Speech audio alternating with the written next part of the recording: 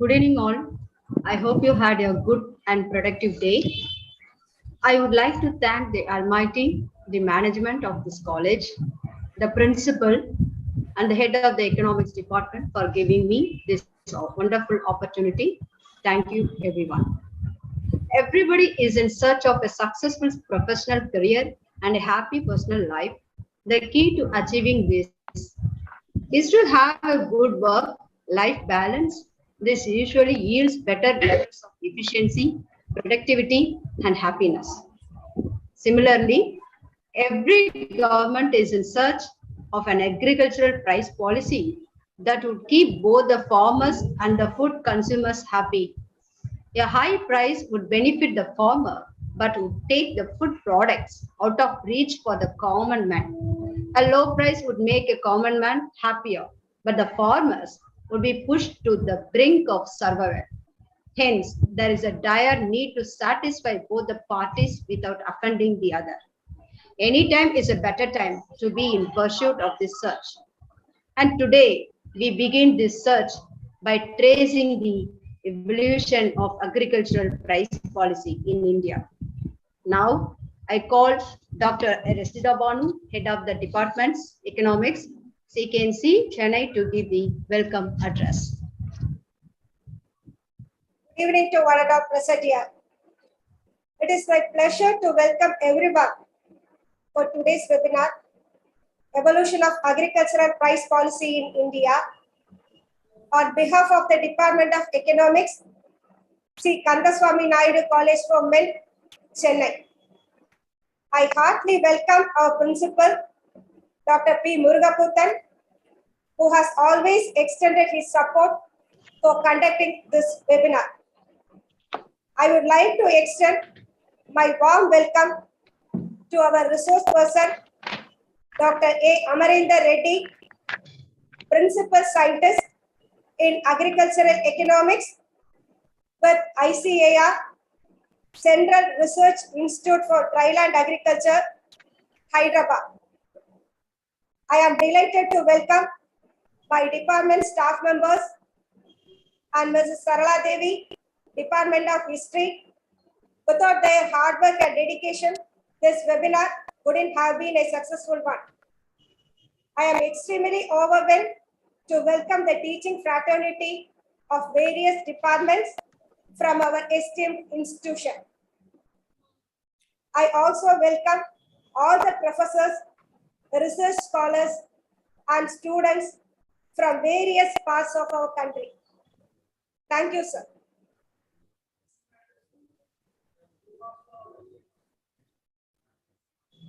Thank you, ma'am. On behalf of the college and Department of Economics, may I request Dr. P. Murugaputtan, Principal, CKNC, to give the presidential address.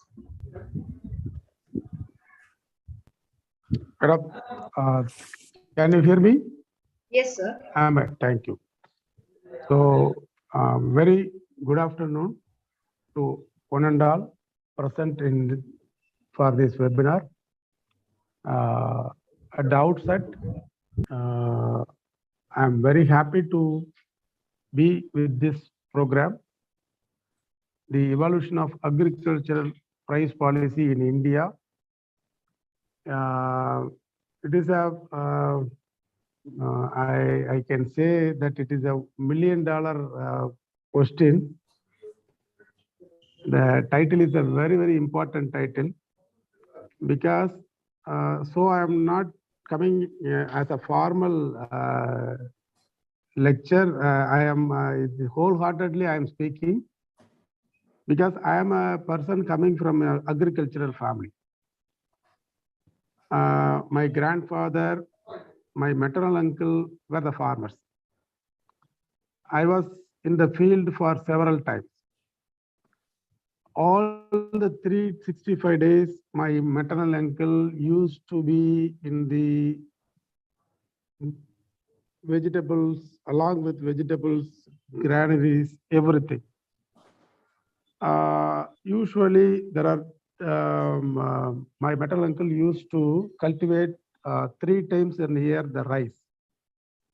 and green coconut, then groundnuts, and all the 360 phase. He used to be cultivate everything.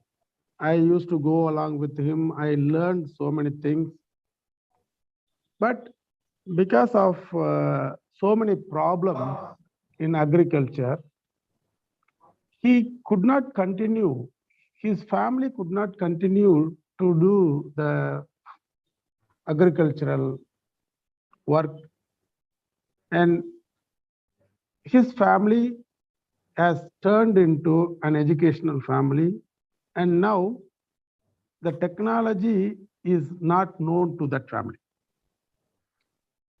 My maternal uncle, my grandfather used to have about some 20-25 cattle, and most of them are used for agricultural purpose.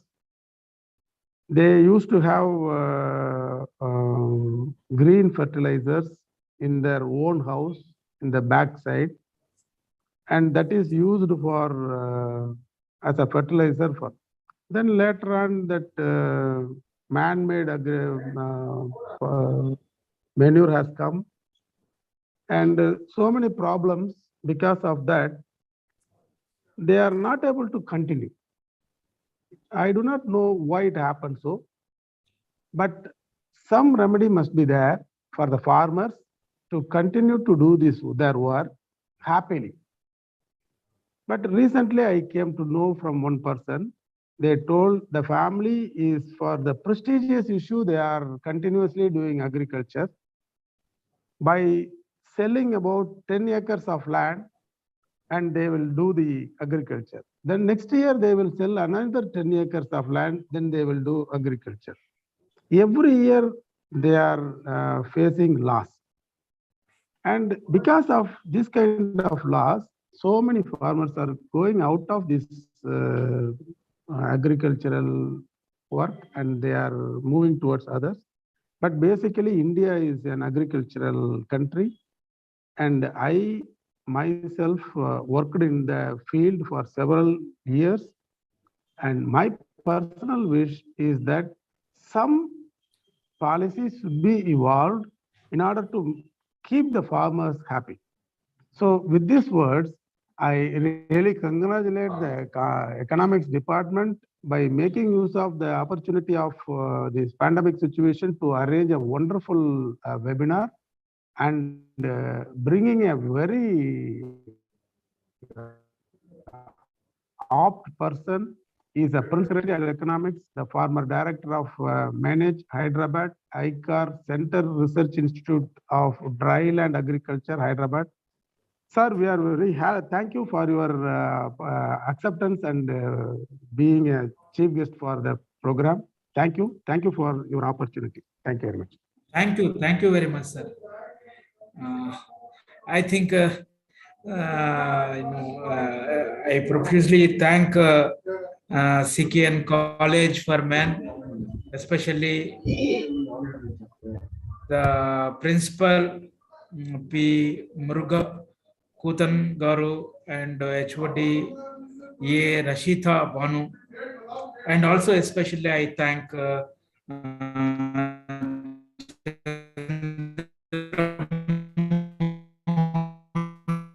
Garu. Just as you know, already your principals are set a stage with a very good historical background. So how this farm profitability evolved over the years.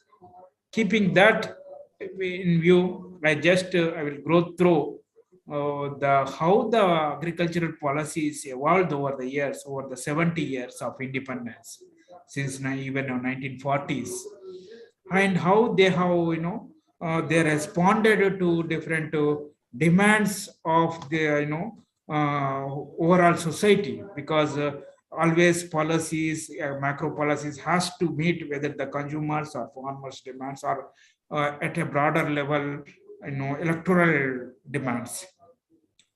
So keeping that in view, I will go through my outline of presentation is Because you see everywhere, as Principal Sir mentioned, everywhere there is a agrarian crisis. Even in the most prosperous states like Punjab, Haryana are with agrarian crisis. That's why this all agitation and everything is coming. What is the then? If the Punjab position is like that, what is the position of Bihar farmers, Chhattisgarh farmers, or Orissa farmers who are very very backward? And even in some southern states like even Telangana, some Maharashtra, Vidarbha, in some parts of Tamil Nadu also there are some drylands, rain-fed areas. What will be the position of these farmers when the Punjab farmer, who is the richest among all the farmers, are in an agrarian crisis situation? So that is a very urgent problem India is facing. One another reason that again recently I think you must have seen in newspapers, they they put the Supreme Court to form a committee on farm laws. That committee report is they came out with some committee in the public domain. There are some contentious issues in that. And very recently, Niti Aayog also came out with some sort of very consolidated report. What will be the future plans of agriculture? So agriculture is very, very important subject. And given your group as overall different disciplines, I just want to be very general, very interactive, probably very common man language will go ahead future. The food shortage earlier, 1940s, second World War onwards, India faced severe food shortage, and that continued up to 1960s, mid 60s. So during that period, what is the status? And how this different policies of like APMC Act, Agriculture Produce Market Committee Act, you all know the MSP, minimum support price. These are all two important policy variables government of India is using to to get farmers a remunerative price. And over the 1960s to until recently, these are all the main policies. Just since last 10 years onwards, government of India is planning with some tweaking of the old laws. These laws are introduced when the food shortage is there, and these laws are continuing until now. Now there is a surplus food economy. Like there is a surplus of wheat, there is a surplus of rice, there are surplus for so many other commodities. Milk, we are largest producers. Meat, we are also largest producer in the world. Something like that. Huge, so many fruits and vegetables. Also, we are the largest producers, almost next to China. So we have transformed from shortage economy in the 1940s, 50s, and 60s to now we are surplus economy. But we are still continuing with the old policies, old laws, old acts, which needs very urgent attention by the policymakers. That's what they have done, but somehow there is a miscalculation. And perpetuation of low farm incomes, as Principal Sir mentioned, there's a perpetuality. Even in 1907, the farm profitability throughout our history of independence India is not that much. That's why always other farmers are moving to other sectors, whether the business, whether the government service, whatever it is. And this gap between farm and non-farm sector of farmers and other households is increasing in the recent years. So that is creating a lot of agrarian distress in India. And the most important policy instruments government of India is using, as I mentioned, the MSP. What is the current status of MSP implementation? Across the crops, pulses, wheat, rice, etc. And also geographies. Punjab, what is the situation for implementation? Tamil Nadu, what is the other states, what is the situation? And also the current status of APMC markets. We'll come to the markets, but every mandal, every block is having one APMC more or less. What is the status? Since last 70 years, is there any improvement of their working conditions? So that we will examine. And interest rate differences in government support, as I already mentioned, there are huge interstate differences in government support, especially Punjab, or Haryana, Eastern Uttar Pradesh. They are getting 30,000, 40,000 subsidy per hectare, whereas some states, some weaker states like Orissa, Chhattisgarh, or even Andhra Pradesh, Telangana, we are not getting even 15,000 or 10,000 per hectare as a subsidy, including fertilizer subsidy, all this. So that efficiency of procurement operation of paddy and wheat. What is the efficiency? We are built up so much of buffer stocks. We are now, when our buffer stock norm is 30 million tons, 30 million tons our buffer stock norms to supply this PDS, etc. But as on today, we are having 100 million tons of buffer stocks in our FCI godowns, means 3 times more than what is required. And there are so much of food wastage. There are so much of leakages, and maintaining godowns and all these big warehouses is a costly affair. So who is benefiting from all this? Whether nobody is benefiting, if nobody is benefiting, why we have to continue that. And bias against other crops, which we also mentioned, we are traditionally growing earlier, pulses, oil seeds, some millets, some coarse cereals like sorghum, pearl millet, ragi, etc. But all these crops, the area is declining over the years. Now the current situation is we are importing about 70% of our edible oil consumption. Of our edible consumption, we are importing about 70%, 60 to 70%, huge imports. Now this year, we imported, our import edible oil bill is 1.5 lakh crores, 1.5 lakh crore import bill only for edible oils.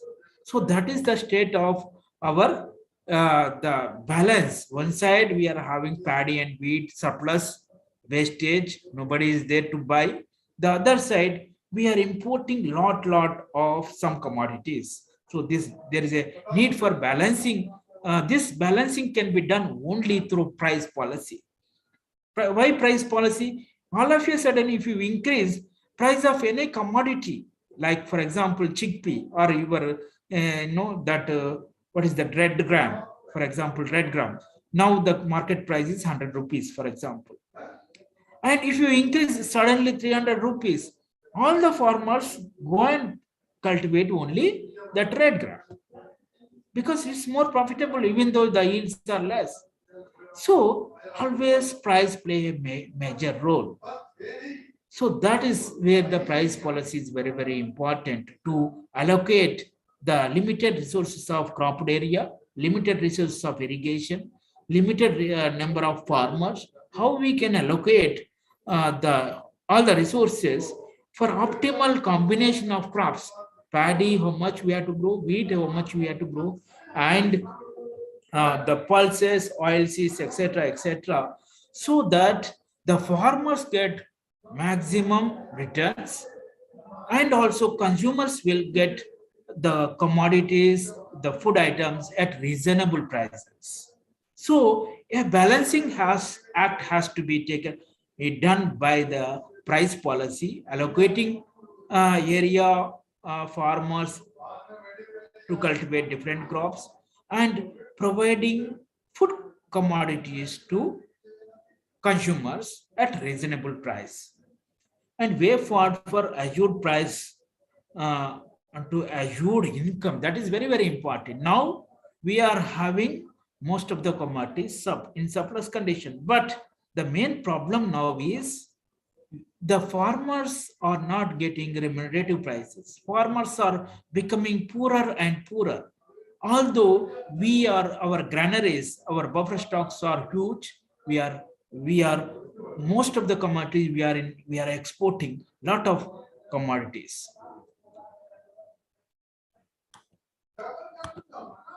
So food shortage to surplus.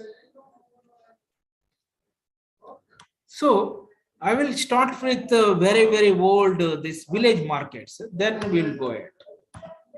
So, what is this? Why should you start with village markets? You see, before independence, even 1930s, 1920s, something like that. During that period, what is that? Only, as our principal mentioned, in a village, if you take a village as a, an economy, two, three, or four, five large landlords used to be there. The remaining majority are small and marginal farmers, and some are agricultural laborers. Say their economy, 80% of their economy is within the that village. So most of the times it's a barter type of economy. Laborers will give labor and landlord will give some rice, some wheat, some coarse cereals, some pulses, etc. That is and some the carpenter will do some plow type of thing and he will be given some food, etc. That is the usual practice. But if there is any surplus commodity, something like that, for example, clothes generally cotton generally we generally do during those period. Food is the main commodity, maybe ragi, coarse cereals, ragi, pearl millets, rice, or some pulses, oil seeds, or a combination of these food grains. But if with some households wants to purchase some clothes, etc., there is a weekly markets. We all know that our weekly markets also evolved from the centuries onwards. So weekly markets or something like that. Two, three villages, one weekly market. These two, three villages, all the people will come during that weekly market. Maybe it's a Monday or Sunday, and it's a big cultural festival. Everybody, the entertainers used to be there, the sellers, buyers, consumers, farmers, everybody very active. And it's like that's why we call this agriculture as a farming as a agriculture. So these the cultural centers, these are the village markets or weekly markets or cultural centers during those years. Now also we are seeing that cultural background is still there, but they acted as cultural center. Once we cultivate starting commercialization and all these things, these village shanties reduced and we started the regulated markets. I will come to that.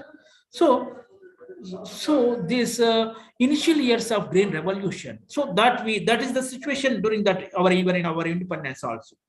And during that situation, famine situation in 1943, huge famine, Bengal famine, this type of thing, and Second World War, entire resources are diverted to war machinery.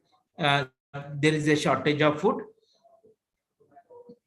It is further added through low agricultural productivity during that period, and that continues. That's why you see that healthcare also, that is not a priority during that period, because everybody, the average life expectancy during that 1930s, 40s, and 50s is only 45 or 47 years. So all more or less now in the current standard, all are young only. Maybe some expired for some other reason, but during that period, most majority of the households, they are young. Once they cross some 50, they are with some disease, they will die. So with whomever they know, the people are living very active life until their death during that period. So but that ship to mouth, because there is a big shortage, there is a famine, and during that that period, America already is in the green revolution period. There is a surplus wheat production, surplus other commodities, and India is having some agreement with America. What is that agreement? Ship to mouth, public law 480. That is called public law 480. Because India, during that period, we don't have dollars, we don't have foreign exchange to buy, to import food grains, because we are not at all exporting anything. So we don't get any foreign exchange. So what is that public law? PL, you know the PL 480. In that law, by that law, India will pay in rupees for US grade. So we will pay, for example, 10 crores of we will buy 10 crores of rice, 10 crores of wheat from America, like that. That is instead of foreign exchange, we are buying in rupees. So the America earning rupees, and that rupees they use it to spend on development assistance to India only. They will come and they put some machinery, some other thing, type of thing, and they just do some developmental activity. So this is the mechanism they have developed. And almost 100% under some small petty traders. Not only the farmers are very small, even the trade is also with the only small petty trader. Even now also, if you go to very, very remote villages, small petty traders will go door to door and buy whatever the surplus they are having. So during that period, there is no investment in APMC markets, agriculture produce market committees. There is no regulated markets. Only these village traders, they will go door to door and they will collect surplus and they will buy to some urban or town centers. They will sell it. So that is, so in that mechanism, what nowhere that capital is generating, only self-sustained type of mechanism is going on. And all the farmers as well as the traders both are very poor. And to counter this, that shortage of food grains, some traders, some here and there, some big traders, they want to take advantage of these higher prices, shortages. They hold it and they speculate on, storing the rice or wheat, etc. To avoid that, government introduced in the 1950s, 40s and 50s, stock limits. No trader, no middleman, no commission agent should store in their warehouses beyond particular some, for example, 50 bags of rice. More than 50 bags of rice you should not store if you are a trader or if you are a commission agent. So that is called essential commodities. These essential commodities, all rice, wheat, pulses, oilseeds, etc., all are in Essential Commodities Act. Many during that period, 70 commodities are in the Essential Commodities Act. 70 commodities. Now slowly reduced. Now it is less than 10. Less than 10. 70 to 10. They reduced with the liberalization and all these things. So this played a very important role in limiting the stocks. That means what? So 1950s until recently, there is no big investments in the storage, either from the traders, middlemen, or commission agents, because there is a stock limit. Essential commodities is already there. So private companies, big Reliance, Fresh, etc., they are not enter into the storage business. Storage is very, very important aspect. Once you store, for example, in harvest period, rice is you harvested. Once the prices will be low, so you store it. And as soon as once all harvest came into the market, and then after 3-4 months, there is no market arrivals, then the prices start increasing. Start increasing 10% per month, 20% per month. After 5-6 months, even 100% per month, they will increase cumulatively.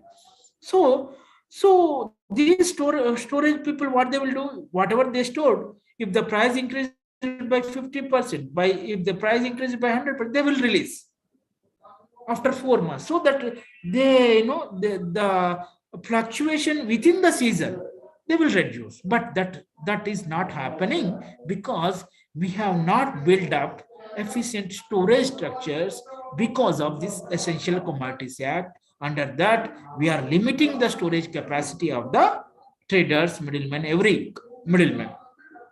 So there is no big traders are coming. There is no big Reliance or Adani, Ambani type of people came and invested in these things, because there is no storing. You cannot store in a bigger, larger commodities. So again, there are some inter restrictions on interstate trade. Why they introduced this interstate trade? For example, once Green Revolution started 1966 and onwards, Punjab and Haryana produce yield increased 3 times within a short period of 10 years. 10 years, the yield increased by 3 to 4 times, sometimes even doubled in a particular districts, means just within a year.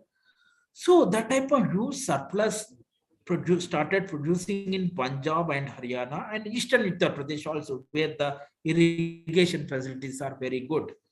So the government of India's intention is, if we allow interstate trade and these middlemen will go to Punjab and they will buy at a very low price and sell it in their own state or wherever the other states where the prices are high. They will take advantage and government cannot do anything about it. So they put an interstate restriction. So Punjab to UP, you should move rice. Punjab to UP, you should not move wheat. So that is almost continued until even now also. So what is the advantage of this? So as a response to the famine in West Bengal, Orissa, Bihar, etc., the government started procuring rice and wheat in this Punjab and Haryana at MSP, at higher price, stable and higher price, MSP. That's why minimum support price at MSP, guaranteed price. They ensured farmers guaranteed price, minimum support price. So farmers are encouraged to grow more and take advantage of this higher minimum support price. They produce more, and this more production is, surplus production is procured by Food Corporation of India, and through their distribution channels, they distributed wherever that famine situation is there. That is the initial starting of public distribution system. So at least they countered, they know that famines. So with this Green Revolution in Punjab, encouraging farmers through minimum support price, guaranteed minimum support price, and giving farmers with the Green Revolution high yielding rice varieties, wheat varieties, farmers grow more with high assured price, and the government of India procured that and they sold or they distributed in very backward or famine situation states like even Telangana, even Orissa, Chhattisgarh, Bihar, and northeastern states. So slowly they started the famine situation is reduced with this type of Green Revolution. Again, what happened? I forgot to mention how this APMC Act came. As I mentioned, 1940s, 30s, only these petty traders, small traders are dominating the entire market. And wherever there is a scope, these petty traders try to exploit the farmers by hiding the price, by purchasing at lower price than the market price, this type of things. So government thought that there is a collusion also. So within the village there are only 2 to 3 traders are there. There is a collusion among these 2 to 3 traders. So we should not increase prices for the farmers.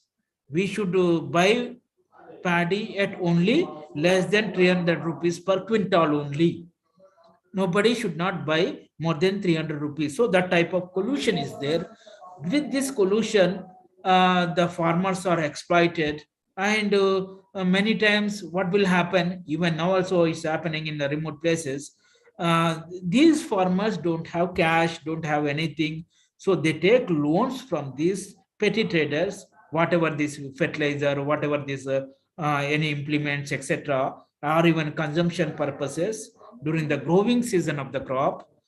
Once the harvest comes in, these farmers has to sell to only this particular trader at almost very negligible price. because immediately he will give some loan whenever this farmer needs. So it's a mutually beneficial, but in exploitative terms, because farmers don't have any other option. So APMC, so government thought in the even British government thought during that period there is a big cotton demand world over. London, British having lot of with the with the steam engine, etc. Britishers or Europeans are having lot of cloth manufacturing factories are there, ginning machines, cotton mills, etc. So they need raw material cotton from India. So how they will collect from the farmers? They put a restriction. Enter this mandal, maybe mandal is having 30 villages. Enter these 30 villages, farmers should not sell this cotton to any other local traders. You should not sell cotton to the local traders. You have to sell your cotton only in the regulated markets set up by the British government. So this cotton and all, they only sold at regulated market, and that means only all the cotton is coming to one particular place. That means supply is more and prices again reduced in the regulated trade, and this cotton is exported to British, and we again import as a cloth. So this is the process.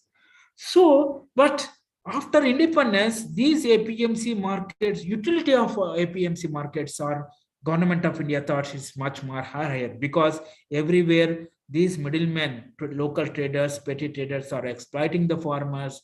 It is good that all the farmers comes to the APMC market. We will announce some, farmers will give, there is a regulation in that regulated committee. Farmers members are there, traders members are there, government members are there. So there is a committee to regulate the prices, to regulate the rules and regulations, to oversee any malpractices or collusion by the traders, etc. So government of India is also encouraged these APMC markets across all the mandals. We are having about 7,000 mandals, 7,000 or something like that. Means about even 2-3 mandals, one APMC market is there now. All is regulated. The basic purpose is, although Britishers' purpose is to aggregate and export cotton, after that government of India's intention is to regulate malpractices, to restrict malpractices, to provide reasonable prices to the farmers without cheating, without any malpractices. That is so.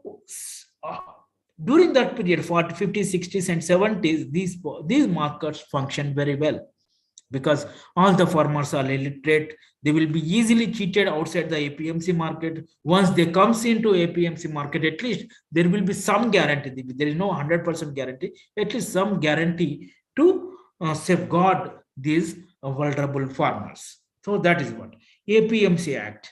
Then Green Revolution, as I mentioned, FCA. Again, even though we are a little bit surplus in rice and wheat, with the Green Revolution, we need so many other commodities. So, and on and off, there are some droughts or floods. We are getting shortages frequently, shortage of food grains. Because if we throw open all this agricultural trade to the private traders, then there is a possibility of again the over exploitation, speculation, hoarding, and price rigging, etc. So keeping that in view, government of India started State Trading Corporation of India. State Trading Corporation. Trading is import export. So whenever we are having shortage of wheat, whenever we are having shortage of rice, State Trading Corporation of India will import the rice and wheat and other commodities. And also sometimes it takes export order also. If there is a surplus rice production, we can export. So again, to stabilize over a period of time, as I mentioned, storage is very, very important. So keeping that storage is very, very important. to reduce the price fluctuation over the within the same year, over the months. So Warehousing Corporation of India is also started. Warehousing Corporation to store rice and wheat particularly, and also to some extent fertilizers. So warehouses, 1960s and 70s. So these are all, you see, all these are all big government. Take over many things by the government. Big government. So FCI is a government body, State Trading Corporation of India is a government body, Warehousing Corporation of India is also government body, APMC markets also run by the government. So it's a philosophy more or less close to the United States of USSR, Russia. So we are more during the Nehru, Indira Gandhi period. We are more right wing type of left wing socialist type of thing we are. And but although we are doing everything big government, everything is under the government, but state capabilities to maintain in a proper shape over the years is not that capable of doing it. That's why over the years, although 60, 70, they served the purpose little bit. There is no famine in India compared to China during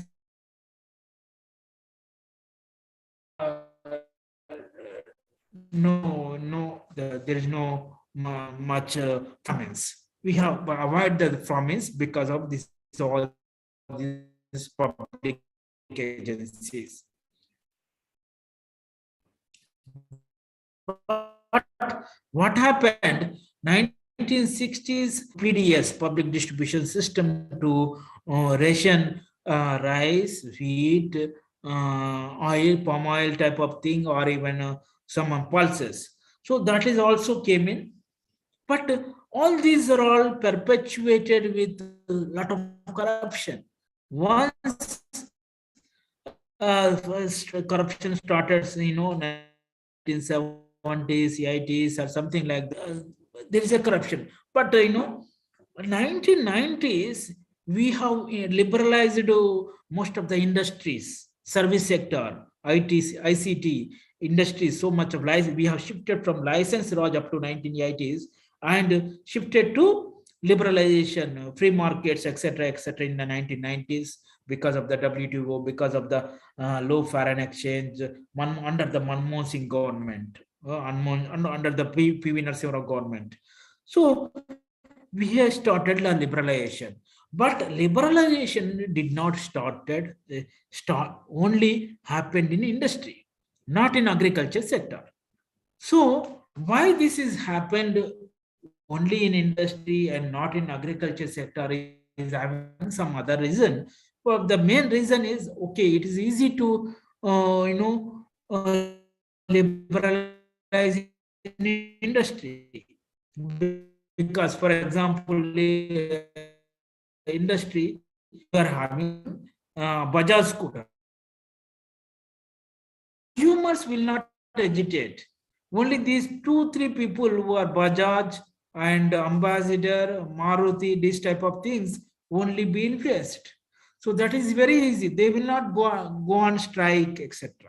This is very, very easy. These call some meeting of some industrialists, 10, 20 industrialists or industrial bodies like FICCI, ASSOCHAM type of thing, and call them, we are liberalizing your industry, auto industry, service industry, ICT, something like that. It is very easy to implement. But agriculture is very, very difficult reforms because we cannot, we have to convince millions, crores of farmers. It's very difficult to convince crores of producers, farmers. Here, producer is the farmer. We cannot convince the farmer. For example, all of a sudden, if you say that, that is, your wheat, what happened in Punjab? They are fearing, even though there is no harm, they are even fearing, okay, once MSP is not there, what will happen? Once APMC markets are not there, what will happen?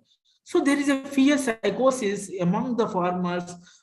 Once there is a fear psychosis of liberalization, farmers are very collective and numerous 1990s reforms because of their numerous size, but also the so that what as a result what happened? These petty traders continue to exploit. This APMC market continue to having vested interests. APMC markets, most of the APMC market, mandis in our states, all these mandis are dominated by local politicians. Whatever the surplus, mandi fee, etc., infrastructure, especially many states, they are not able to maintain properly that the market yards, platforms, different even that canteen, etc. Very pathetic situation even now. So because all this money is siphoned out by this local politician, they are now today's APMC chairman is becoming tomorrow's MLA or tomorrow's MP, something like that. That is their platform. So they want to grab as much as money possible with very low investments kept there. So that is happening. FC, Food Corporation of India, the PDS system corruption during the 1980s and 90s, as Prime Minister Rajiv Gandhi mentioned, the less than 15% going to the ultimate target consumer. So that type of huge corruption perpetuated in agricultural sector. So this and the government cannot do anything. They cannot touch farmers because once they have affected adversely, they will agitate, and even though they in the long run that is good, in the short run they may having some negative repercussions. So they have not touched agriculture. As a result, what happened? High cost of intermediation, means middlemen taking a lot of money, siphoning off. So, for example, if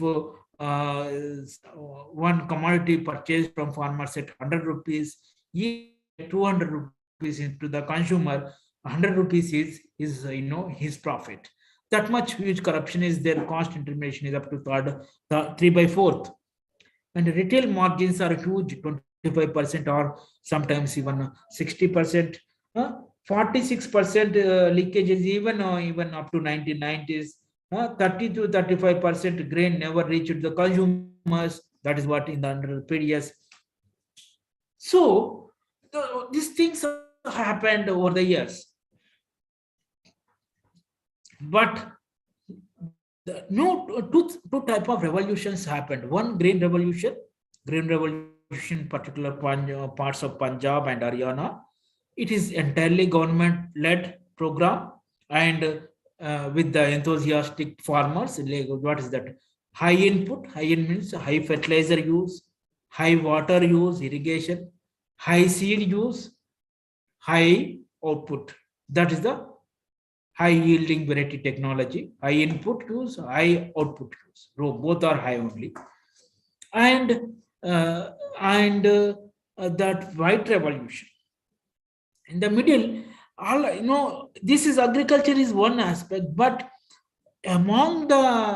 within the agriculture sector, the white revolution, milk revolution is having entire landscape, different landscape. For example, milk revolution, Amul brand started by in Gujarat, mostly central government, and this is although it is a cooperative-led movement, but government of India gave a lot of push in terms of technology, in terms of capital, in terms of organization of all these, the cold chains, which is required for white revolution, milk revolution. So government support, these two things happened. And 1990s economic, industry and services, but not agriculture.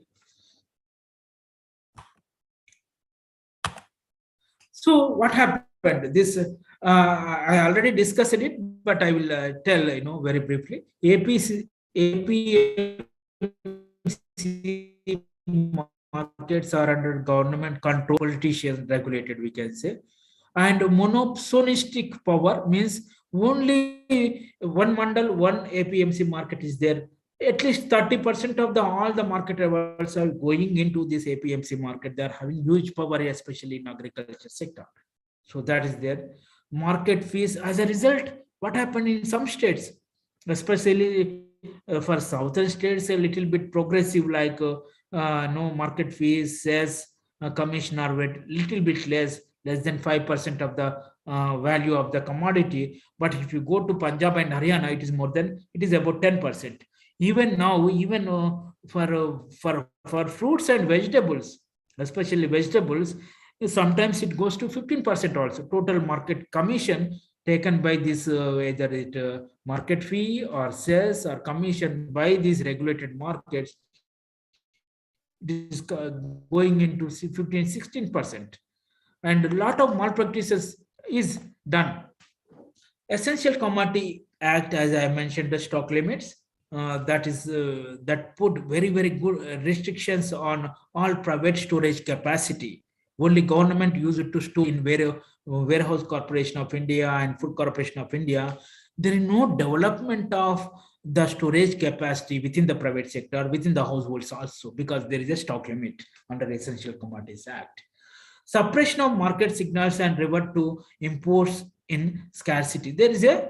As a result, what is too much control by the public sector or government sector results in the market players, demand and supply will not function properly. The signals coming out of interaction equilibrium between demand and supply will not come out because there is a subsidy, there is a stock limit, there is a interstate movement, etc., etc. Restrictions. Whenever there is a restriction, the market signals will not operate in the market.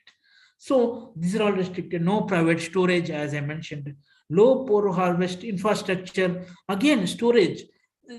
With the storage, there are so many other interlinked activities. Post-harvest infrastructure, cleaning, grading type of thing. Under investments in APMC markets. High wastage. Government is not efficient in. Ultimately, what is the reason behind all this? Collapse of especially this public infrastructure. Government is law and order or regulation or development. Government major role. They are more efficient in that, like police, like judiciary. They are more efficient. But when it comes to trading, like purchasing from the farmer, selling it to doorsteps, or state trading corporation or warehousing, these are all the government, not the government works. These are all the private people can do it better with some sort of profits. Government cannot do this type of business activities. So that is the whole problem here. Price stability because of the storage process. Mandi prices still rigged on because of the regulation, because of the malpractices. Farmers did not have any choice. That's why that farmers did not have any choice except going to APMC market earlier period. Although now about only 30% is going to APMC market, remaining 70% informally, outside the law they are trading it. Harvest prices crashing and off-season prices skyrocketing. Once paddy or chickpea, whatever the commodity, once all means paddy harvest is done only 1 or 2 months only. So when all these market levels comes in particular month of, for example, September or October or November, the immediately market prices going to crash, and all these commodities changing hands from farmers to traders or commission agents during that period, and they will increase, they will sold at higher prices later on. So 90% trade is in petty private sector, but lost distort price signals. So what is the historical things? This is only, I just want to first Agriculture Produce Marketing Act 1937, before independence, as I mentioned, to export cotton, whatever it is. APMC Market Act, Grading and Marketing. These are all helpful for exporting cotton especially. And Essential Commodities Act 1955 to stock limit private traders, etc. National Cooperative Development Act 1962 to development cooperative movement, especially that helped in Amul brand, dairy sector, and Food Corporation of India in 1964 to procure from Punjab, especially 1960s. Green Revolution started. Punjab producing started, increasing 3 times, 4 times the earlier period. There is a surplus wheat and rice. So Food Corporation came in and procured from Punjab from 1964 onwards. And there are some regulations like prevention of black marketing, maintaining supply of essential commodity acts, Bureau of Indian Standards. Again, slowly by 1980s, especially in some of the agricultural commodities, we are becoming export competitive also. And these, in not only agriculture, so many other commodities. As a result, what you need to maintain standards, international standards, at least to meet international and to meet the quality standards within the our India. The Bureau of Indian Standards Act 1986 started. So that is the until food security and now this quality of the commodities also very, very important. But you see, 1980s, 90s, and up to 2003, there is no act, there is no major agriculture reforms. But this Model APMC Act, Model Agricultural Produce and Marketing Act Committee 2003 started. In this Model APMC Act, all these components of this new farm laws, it's a liberalization of agricultural sector, say. It is like contract farming, it is like free trading, private entry, liberalization of the trade. All these components are there in this Model APMC Act 2003, but it's a model act only. So government is not imposing on states because agriculture is a state subject, but the trade is, interstate trade is central concurrent subject, but the agriculture per se is a state subject. So central government prepared this Model APMC Act, but told to the state government, please implement whichever suitable to you. There are 7 components: direct marketing, private markets, contract farming, all these things, electronic national agricultural markets, etc., etc. So these state governments, 23 or whatever the state governments, are free to implement whatever the components. But again, like, Forward Contract Regulation Amendment Act is a contract farming, and warehousing development and regulation. Again, warehouses, they are free to establish in the private sector. So storage in the private sector, contract farming between private and farmers, Model APMC Acts to improve the APMC Acts and free trade, etc. So all these things came between 2003, and this is all liberalization. These are all, we can say, the old form of new farm acts. So these came in. But thing is that the state governments are not at all implemented these acts, especially because of the political reasons, as I mentioned. But some states like Maharashtra, like Karnataka, some states, they have implemented some components, not all components. Again, with if they faced some state governments faced some difficulties, so they refined again Model Agriculture Produce Livestock Marketing Promotion Facilitation. Why? Model Agriculture Produce and Livestock Market. You see, until now we have not touched livestock markets. You see, now the livestock contributes about 30% of agricultural GDP. 30% of agriculture GDP. Livestock contributes 30% of agriculture GDP. So livestock market, like fodder markets, like cattle market, goat and sheep markets, has to be regulated. So they come in. Electronic National Agriculture Markets, ENAM Model Contract Farming Act with some improvements, Model Agriculture Land Lease Market, again land lease markets also. So they want to introduce some liberalization, leasing facilities, contract farming facility, electronic trading, one nation, one market type of thing. And livestock also included even. So livestock contribute about 30% of agriculture GDP, and horticultural crops, fruits and vegetables together, they contribute about 20%. So 30 plus 20 means about 50% is contribution of livestock and horticulture. Remaining is crop like field crops. So the context of new farm laws, why the government now, you see the GST, it's like a GST type of thing, one nation, one tax type of structure. They want to introduce one nation, one mark.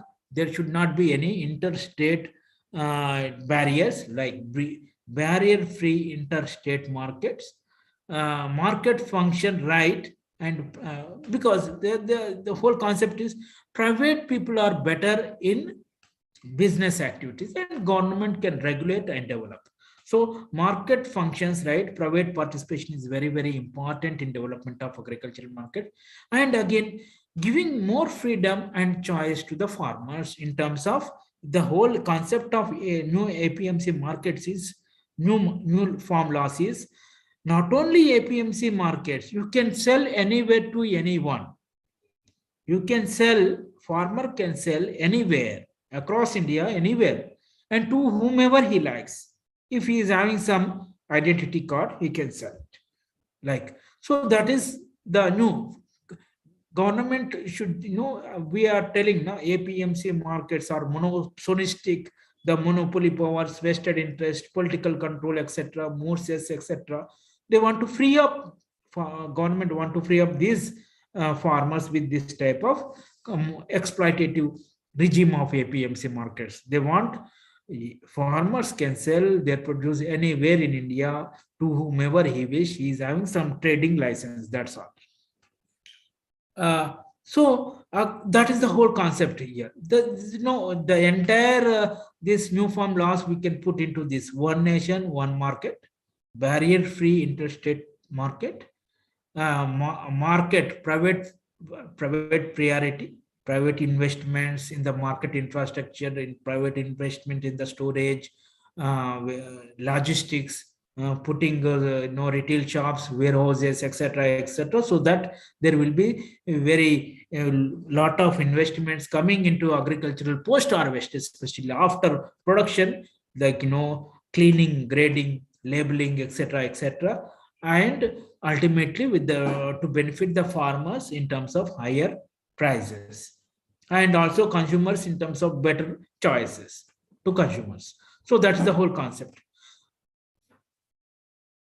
So this whole process, agriculture marketing, but what is the problem here? Agriculture marketing in state or concurrent list. State agriculture market is in state control, and physical market is again a state list. Physical market is a state list, and regulated market in state list. Regular APMC markets are in state list.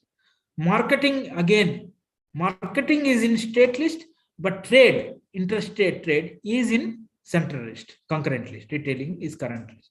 So there are some legal issues out there. Trade in. So ultimately, that's why. So if government of India, central government thought that if we put some model acts, leave it to states to implement, they are not implementing. Let these farm laws can be shifted from state to central government. Overall philosophy is shift from state to central and keep entire India's one nation, one market philosophy. That is the philosophy entire among this. No, so I don't want to go into these things. I think any feedback or something?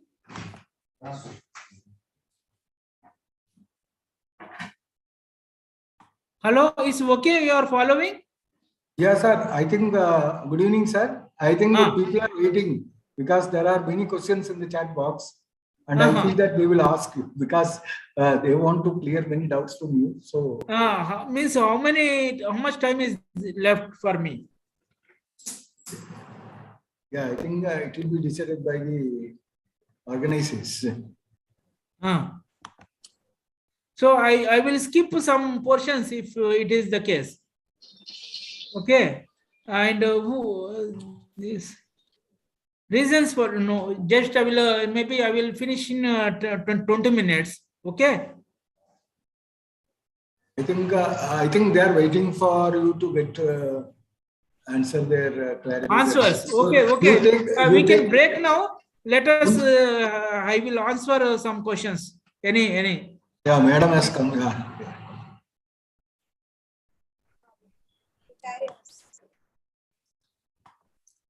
Hello. Sir, you can Hello, carry madam. on. Can I take some 20 minutes or Okay, sir. Okay, sir. No problem. You can carry on, sir. 20-30 minutes? Okay, sir. So, No as in his opening remarks, our principal mentioned that there are low income. So, what is the reasons for low incomes for the farmers? So, across the world, of course, in the recent years, there is some increase in prices. But overall, if you take a long-term perspective of 100 years, 1910 to 2020, you see the prices are coming down. Agricultural prices are coming down, most of the commodities. So that means relative incomes of the farmers are reducing. Relative incomes of the farmers are reducing. So that is the main problem. That is a structural problem. We cannot do anything because our productivity is increasing. Earlier, we used to produce 20 bags per acre. Now we are producing 40 bags, 80 bags per acre. Then there is a production surplus. The supply is increasing. Demand is also not increasing. We are not eating more rice. We are not eating more wheat. Also, we are not eating more. We are consuming more other commodities like mobiles, like house construction, like health, etc., etc. But we are reducing our relative consumption on consumers on food items. So, but the productivity is increasing, the supply is increasing, demand is not increasing. That means the prices will go on will reduce only. So that is the only that is the structural problem. We cannot do anything. Again, this is what this the as I mentioned, even now this is the investment. The average amount of investments, don't go by numbers, etc. It's a broadly 90% of the farmers.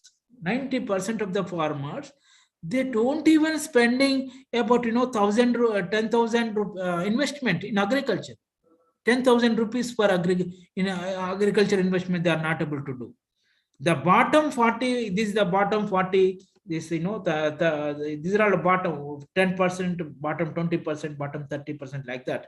So overall picture is 90% of the farmers, they are very, very poor conditions. They are not able to invest in their own income generating activities, agricultural activities, etc. That is the thing.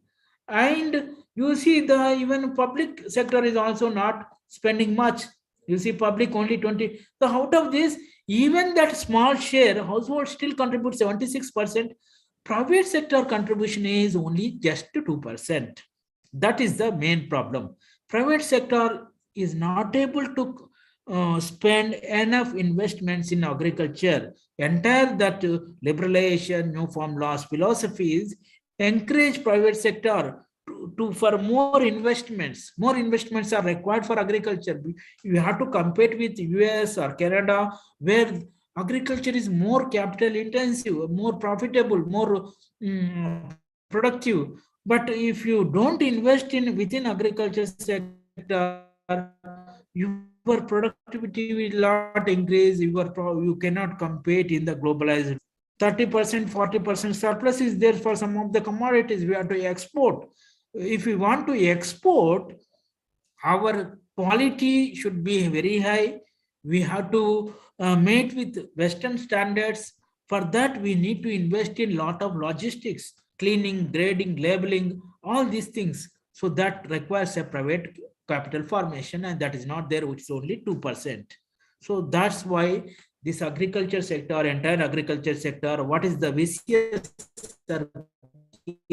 Like small holding farmers, low prices, low incomes. They are getting low prices because historically prices of agricultural commodities reducing, and low prices, and indebtedness because the consumption needs are increasing, health expenses are increasing, education expenses are increasing, other expenses are increasing, but your incomes are not increasing. You are highly indebted, and low investments because of all this you are in indebtedness. But how you can invest in agriculture? You cannot invest. Low investment. So this is the vicious circle which is going on. That is the reason why agriculture is. And current status of MSP implementation, I just because I have to condense my presentation because you don't have time. Also, you are having more questions. But generally, broadly, the MSP procurement is taking place for only, you see, the Punjab and Haryana, Madhya Pradesh, UP to some extent. This is the procurement. Punjab, Telangana.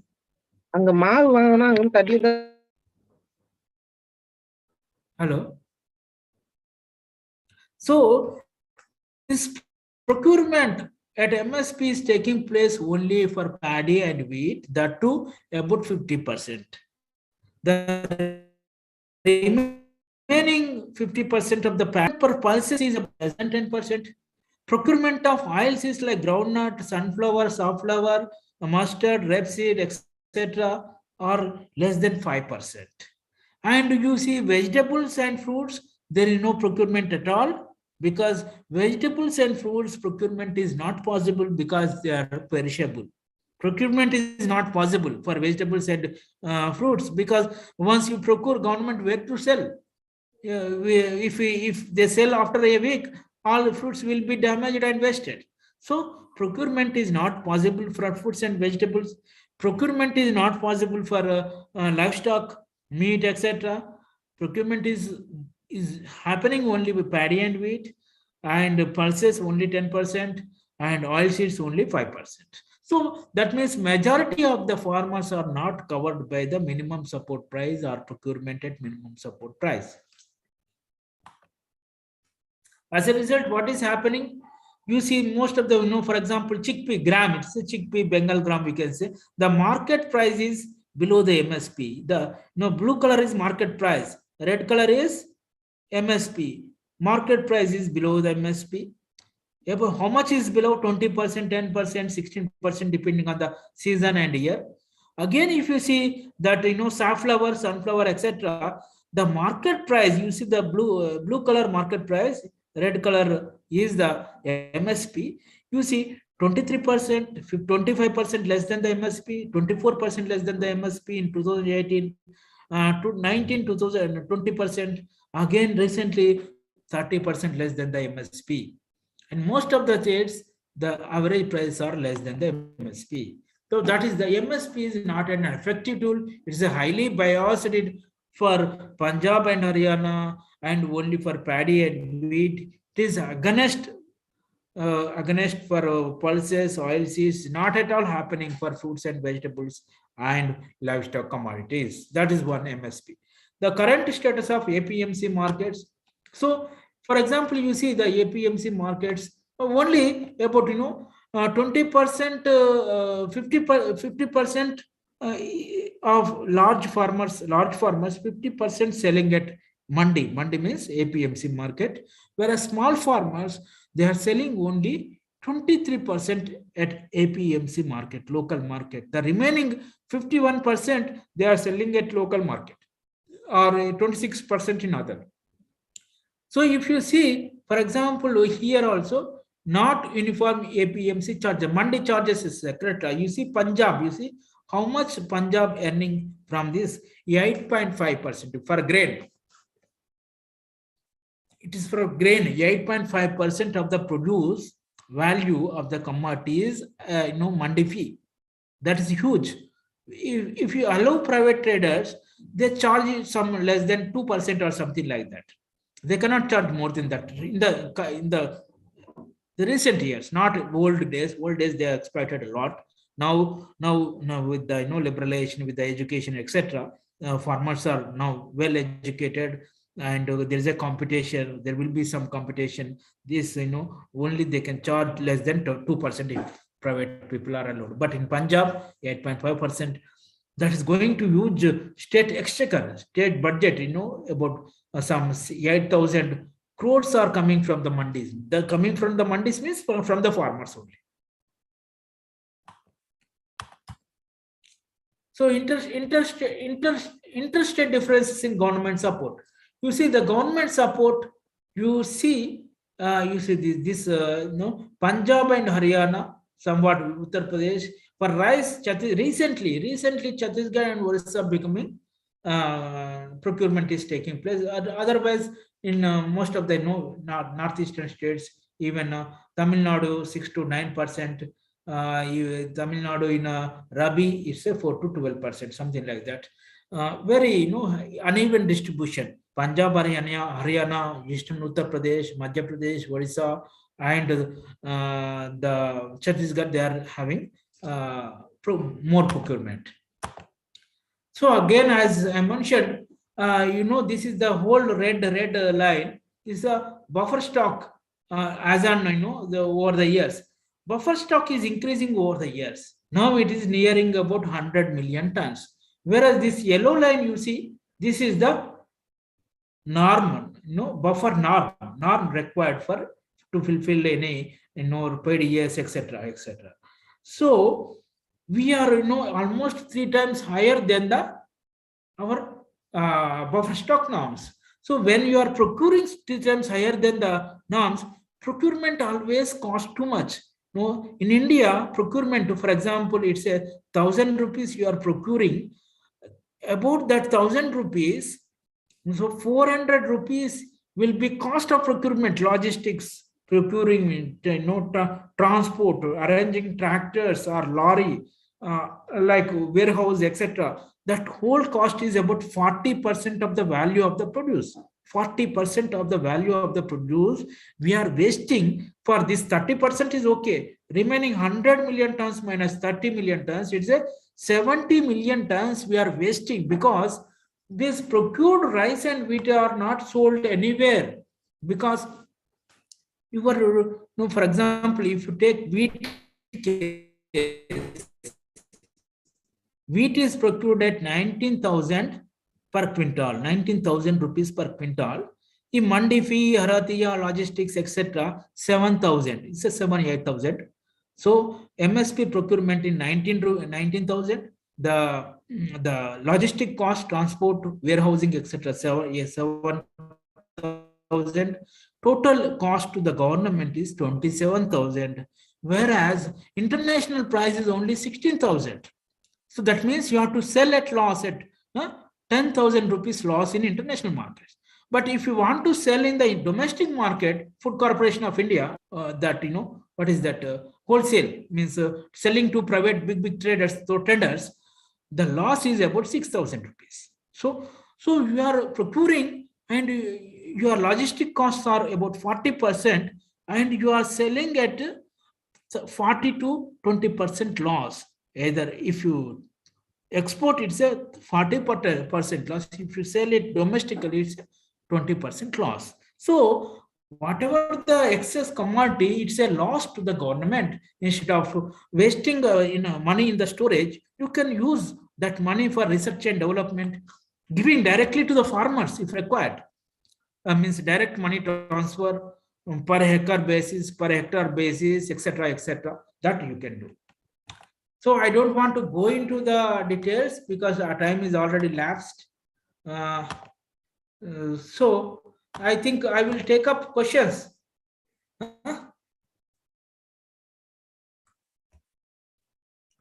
Questions, madam? Can I unshare it? 1 second, sir. Shivashankari ma'am. Yes, ma'am. Sir, I open the floor for any questions or clarifications, sir. Hello. Yes, madam. Yes. Yes. Sir, I'm good evening, sir.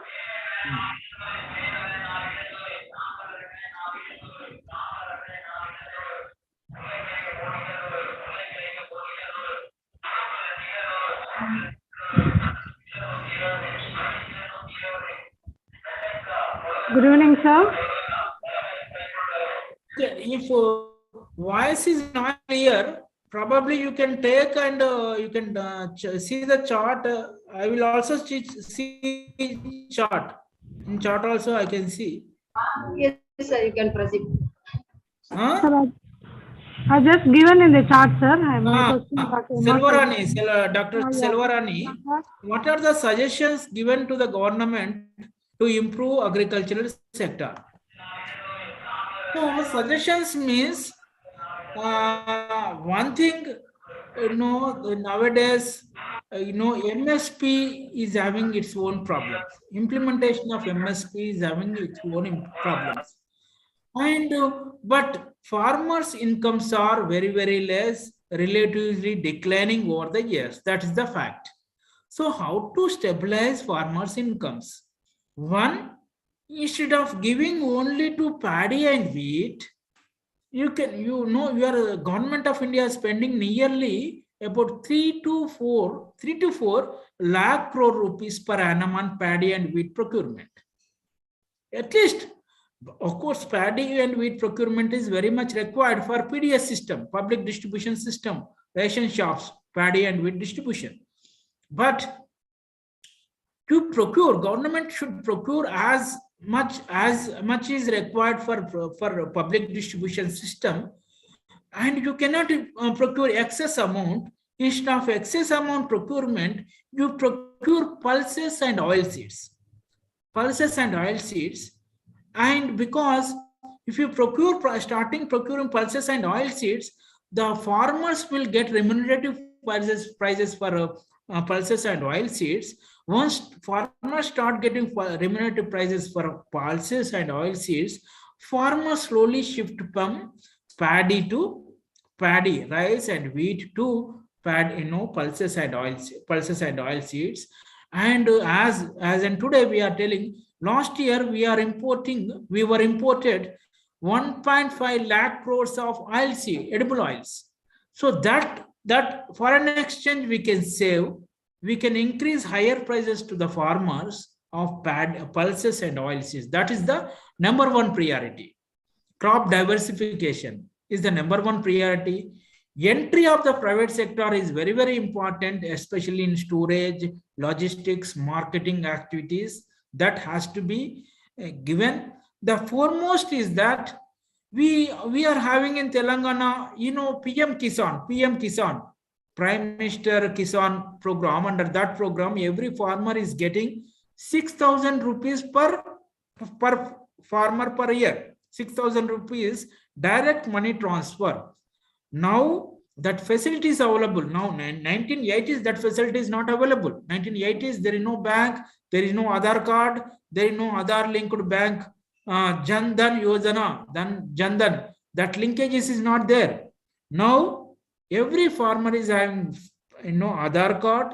Every farmer is having a bank account linked to Aadhaar and passbook linked to the land certificates and bank account. Everything is there. So money transfer, direct money transfer is very, very easy thing now. And there is a zero corruption in the direct money transfer. There is no corruption at all. Once you get the list, you can easily send immediately. There is no time lag. Once you release here button, immediately within seconds, money will reach to you. So that type of MSP policies to MSP means price support policies to income support policies, because anyway our farmers are very, very poor. They need to increase their incomes.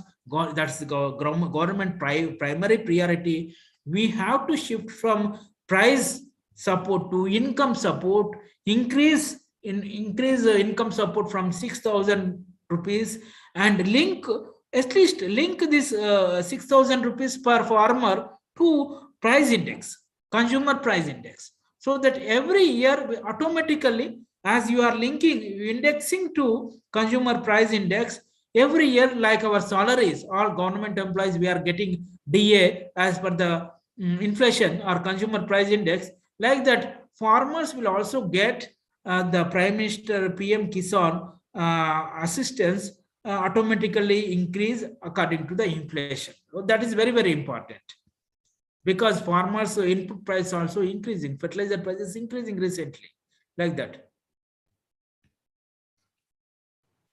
So these three policies are very, very important. Yes, sir. This is Lakshmi Narayana from Hyderabad, sir, from Telangana. Right now, I am in the field. As you said, from PM Kisan, they are getting 6,000, whereas from Telangana government, they are getting 5,000 rupees per acre per season. That means for two seasons, they are getting 10,000 rupees. But Yes. when it comes for the tribal areas, the poorest farmers are not able to get because due to lack of the ownership rights. Yes. That is a major constraint. And also, what I would like to suggest, so instead of giving the incentives to the farmers who are growing, as you said, the paddy or other crops, why don't you give the support for the who are willing to grow the vegetables or millets, so that the oil seeds. So that I would like to suggest, sir. Yes, yes. And also the farmers who are willing to adopt the organic farming practices, that's if they given some incentives, so that they will come forward to take up these innovative steps. Okay, that's true. That's true, because any policy we cannot 100% justice. For example, PM Kisan, your assistance is linked to the land records. For example, if you allow this, landless also, what will happen? Everybody will come and take advantage. Even a person is having employment also. So there are some leakages. To avoid leakages, for example, you see MG Narega, it is introduced in 2006 onwards. Now, after 10 years, it improved a lot. Start with PM Kisan, then slowly it will increase coverage, etc. That is one. And as you mentioned, the financial assistance to vegetables, fruits, etc. is also very, very important. And government should have some no price. Already is having government that price stabilization fund or crop diversification fund, in which the farmers who are growing millets, farmers who are growing pulses or oil seeds, they are getting some assistance. Like Punjab also covered some agricultural economists like Ashok Gulati also suggesting that Punjab farmers has to be given some upfront subsidy type of thing. If they shift from paddy wheat systems to pulses or oil seeds or fruits, vegetables, they have to given some lump sum amount of per acre or per hectare, some 30,000 or something like that, depending on the local circumstances. That is a very good policy. Right. Thank you, sir.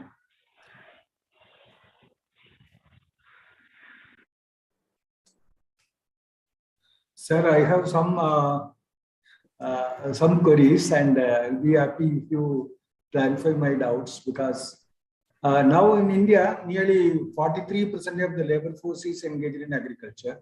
Yes. But agriculture is contributing only 15 to 18% of the GDP. And again, the productivity of Indian agriculture is one of the lowest. This, I think for paddy and wheat, it is 1/3 of that of China.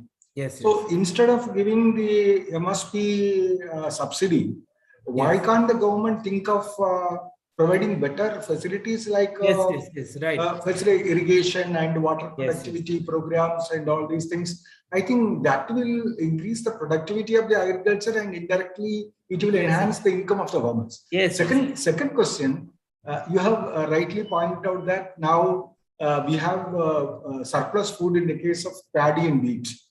And almost all mandis are, Food Corporation of India is full. So why can't we think of or encourage the crop diversification from the cereals to non-cereal crops? And again, why can't the government give some incentives, as you suggested, only for, because Professor Ashok Gulati suggested But Yes. the government can take a serious measure Yes, of yes, right. encouraging crop diversification, because Ukraine, we are importing sunflower oil to a large extent. Now we have to depend on other countries. We have beautiful soil, but Yes, I think that is the right approach, instead of giving incentives and sending Yes. money to the farmers, because they will spend for some other purpose. They Yes. will spend the money for the marriage of their daughter.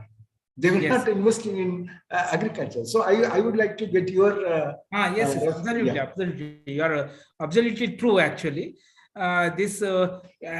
instead of these subsidies, we are, even food subsidy or rice wheat subsidy price MSP, we are spending about 3 to 4 lakh crore rupees. At least you minimize, target. For example, PDS target is about 70% coverage. At least you cover only 30-40% very poorest of the poor.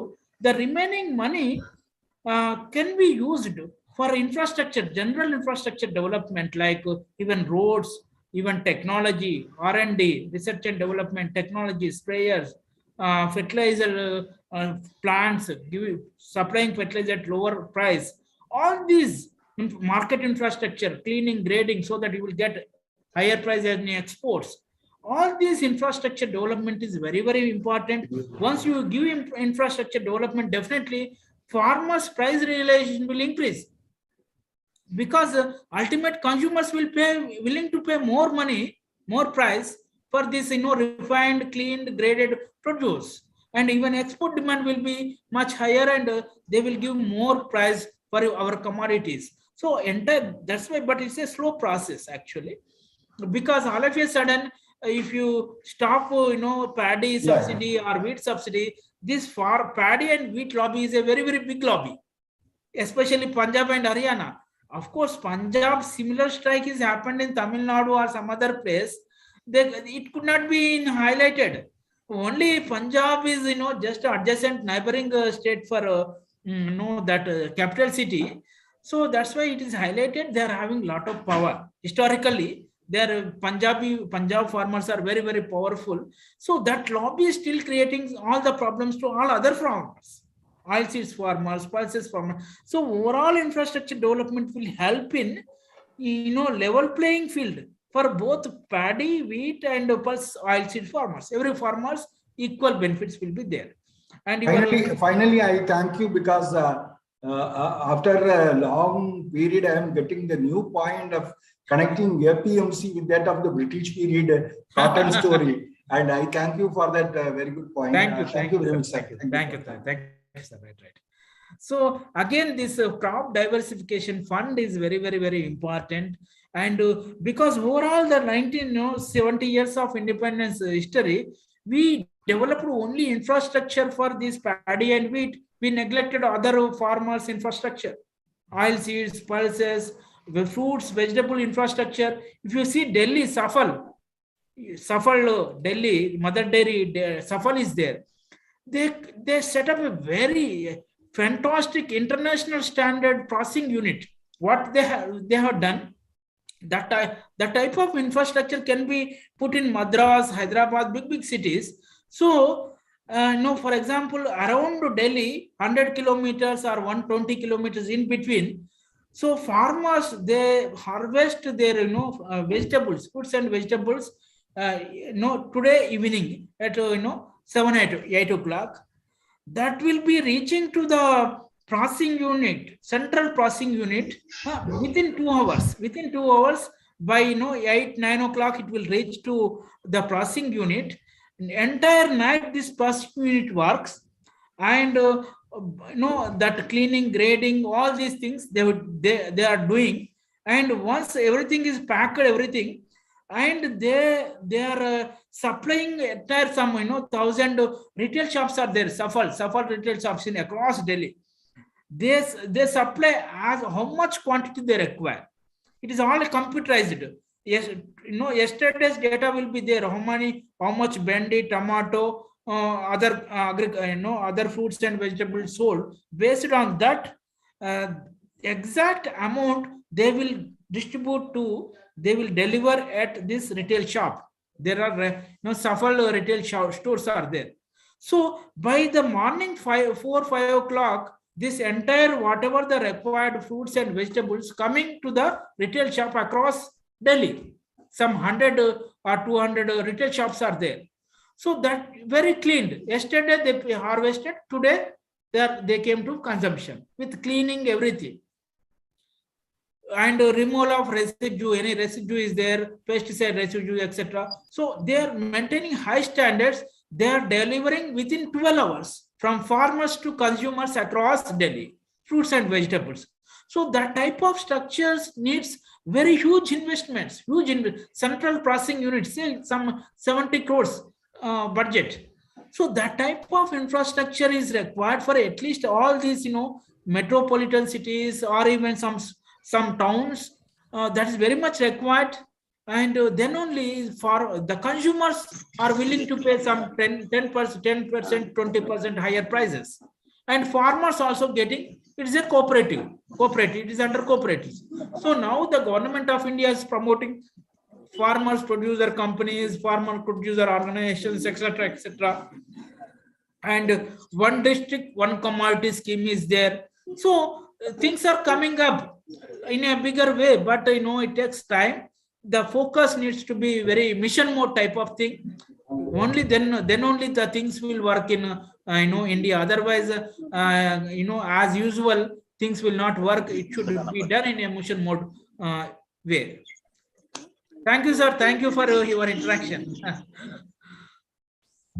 Thank you, sir. Thank you. So thank you for your participation, sir. Even during your busy schedule, our students have some questions, sir. Can we proceed, sir? Yes. Right. Satyamurthy, sir.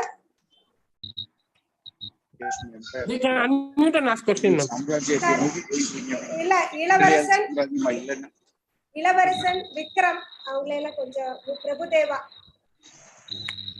Sir, do you hear me, sir? Yes. Right. Good evening, sir. Good evening. First of all, I would like to thank you for wonderful speech, sir. Thank you. Sir, I'm U. Ilavarasan from Sikh Kanaswamy College, sir. Sir, I want one clarification from you, sir. With minimum implementation of movement, sir. Yes. Tell me. Sir, I'm listening. Will minimum support price in its implementation remove uncertainty of agricultural production, sir?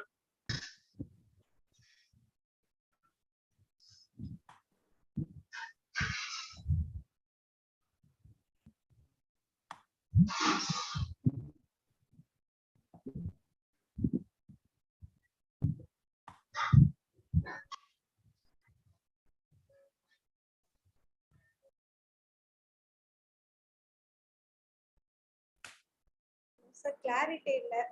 Vikram yaru kekkanum irukanga. Satyamurthy, sir. When they can unmute themselves and ask the question, ma'am. Change the setting. They can, with participant who are going to ask question, you Vikram. can unmute yourself and ask question. Vikram.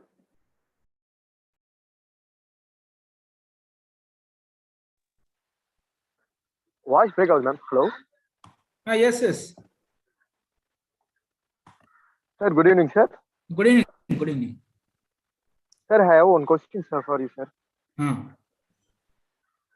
When all the producers, other than agriculture, are able to fix and set price for the products, why do agriculturists in India fall or do not fix price for their own products, sir? No, for example, I am telling one simple example. So, okay, sir. I am telling same rice, for example, rice, world market price is about 20 rupees, for example, 20 rupees per kg or 25 rupees per kg. And Indian government MSP is about 20 rupees per kg. Okay. And so if farmers want to fix a price, say, for example, 100 rupees per kg, farmers, if we want to fix 100 rupees per kg, so who will buy that produce? That's is the main problem. Who will buy that produce? Who should buy? Consumers will not buy at 100 rupees because world market price is 25 rupees. Indian market price is 20 rupees. And consumers will not buy, companies will not buy, government will not buy. So there is a here. So actually this is a misconception. Nobody can fix, for example, some branded car, for example, Maruti is there. Maruti 800 is there. That is a comparable market price. You see Maruti 800, for example, 5 lakh rupees, you can say 5 lakh rupees. And relatively, Maruti 800 bracket mein kuch i10, Hyundai i10 is there. Some other company car is there, some other car, some 10 models are there, Maruti 800. The price generally ranges between 5 lakhs to 7 lakhs, maximum 5 lakhs to 7 lakhs Maruti 800, that particular comparable range. I'm not talking about sports utility vehicle. I'm not talking about sport. That is another range. So Maruti 800, the range, comparable range varies between 5 lakh rupees to 7 lakh rupees. So if you, within that particular range, somehow you can sell through promotion, through branding, etc., etc. But if you, as soon as you fix your price, your particular car about 10 lakh rupees, nobody will buy. Nobody will buy. So even these private companies, car companies, mobile companies, all these people will look into the market condition. Accordingly, they will fix their own price and they will sell. But agriculture is a perfect market, more or less perfect market. So some some millions of, some crores of farmers are there. If they fix their own, it's a price takers. No pure competition, perfect competition. Producers are price takers. We are price takers. But more or less, it's the price is always be comparable. At if you see the, for example, if you want to fix the rice price, MSP also, minimum support price, government will see the largest rice producing and exporting countries, what are there. For example, China, Indonesia, Philippines, so many other countries. They will see those prices also, and accordingly they will fix, within that particular range. And plus cost of cultivation, cost of production, generally they will see. They will also consider this comparable international price also. So, for example, if a farmer wants to fix his rice price 100 rupees per kg, nobody will be there to purchase. So the government and they will fix MSP based on the comparability. What is the international price? What is the cost of production? Based on that, they're fixing the price that is within the range. Like Maruti 800 should not fix their price at 15 lakh. That range is 5 lakh to 7 lakh. So that type of thing. So agriculture, we are all farm producers are price takers, and we cannot fix our prices because there is a competition basically. Once you fix 100 kg per 100 rupees per kg, it's a competition. The consumers will go to the seller who will sell least price, sell at least price. So they will go and you will lose the consumer basically. Nobody will buy your produce. So that's a misconception. It will not be the case that consumers, farmers can fix the price. No, it may not. It cannot happen. It's a perfect market, and the only government in that government role is very, very important. International prices, domestic cost of, etc., etc. And generally, what will happen in the market? These traders, whomever there in the local trader, what international trader, all these traders will benchmark their price, their purchase price based on the MSP only. You see, whenever there is an increase in MSP, even for pulses, generally the market price also will increase little bit. Why? These traders, all the traders, they will anchor. This is called anchoring price. Anchor their price to MSP fixed by the government, because nobody knows what is the real demand supply situation. Farmers are not able to see it. So that is the anchor price to be fixed by the government. It should be suggested by the government. It's clear? Thank you, sir. Thank you. Thank you. Shivashangari ma'am.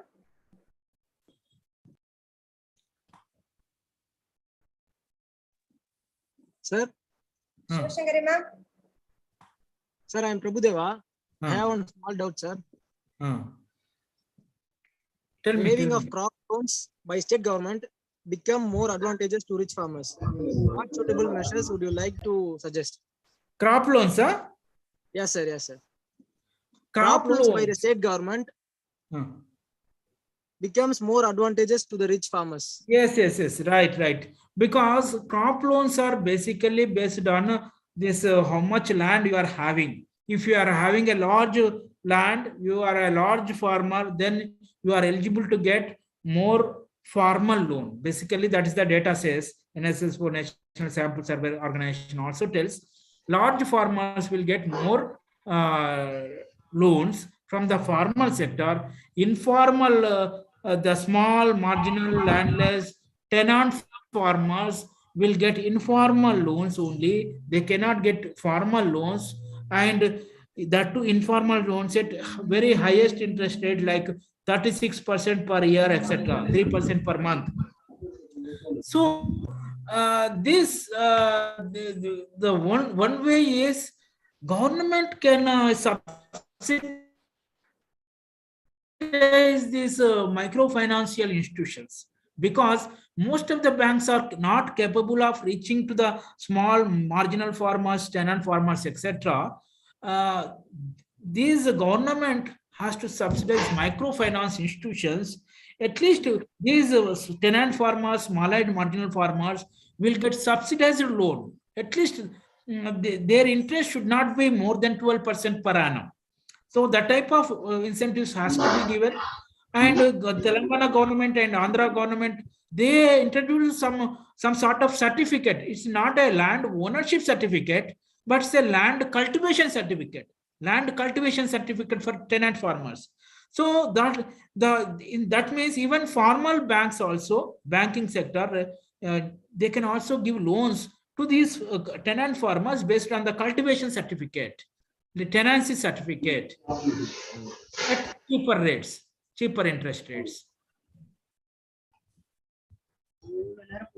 Thank you, sir. Thank you, sir. Thank you. Hello. Yes. Sir, I am Rajkumar, sir. I have one doubt, sir. In your opinion, how far exporting of agricultural product excel as a measure to increase farmer income? Definitely. For example, we are surplus in many commodities. For example, this year also, if you see paddy, we are the world largest paddy exporter this year, rice exporter this year. We are even, for example, Ukraine-Russia war, you are seeing there the wheat crop is damaged. They are the wheat suppliers. So taking advantage of that, India is promoting wheat exports. So once you export, generally these exported commodity will fetch higher prices during, especially during this period, higher prices. That higher prices, one thing they operate in two aspects. Once you are exporting means your supply within the domestic market is reducing. Supply is reducing within the domestic market because 30% you are exporting means you are having only 70% within the domestic market for consumption. So supply is reduced, demand is staying stable. So the farmers will get higher price. That is one. Then again is whenever you are exporting means your quality is competitive. Quality parameters, you are competing with world markets. Your quality is higher. Whenever your quality is higher, that means you are fetching higher prices. And you are fetching higher prices means that higher prices will somehow translate into higher farmers' incomes. Thank you, sir. Thank you. Okay, sir. Thank you, sir, for enlightening question answer section. I could see a few participants have requested for the presentation to be shared, sir. Sir, may I request you to share the presentation, take my email? Yes, you can share it. I think you are Okay. having. Okay, sir. Thank you, sir. Now I call upon Dr. M.R. Selvarani to propose the vote of thanks.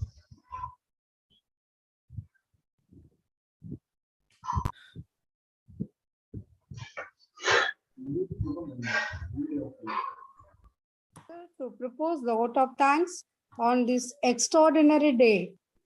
First and foremost, I like to thank God for showering blessing on us for today's session. On behalf of the Department of Economics, I extend my thanks to our principal for presiding over this function. Then I'd like to express my earnest appreciation to our resource person, Dr. A. Amarendra Reddy, for giving such a valuable information in the agriculture sector and inspiring lectures, and of their excellent presentation made this webinar interesting and enlightened with enormous information. Thank you, sir. And I thank all the teaching members and inside the college and outside the college. And I thank Dr. A. Rashida Banu, HOD of Economics, for conducting this seminar, a great success. And also, I thank the organizing committee's members, Tirumadi Sarla Devi, HOD of History, Thiru Yelumalai. A special thanks to Satyamurthy for his technical support. And our heartfelt thanks to our participants for active listening. Then the last but not least, to thanks to Dr. Shivashankari, and we move to the end of today's webinar. Thank you all. Thank you once again. Thank you, madam. Thank you. Thank you all. Thank you, sir. Right. Thank you.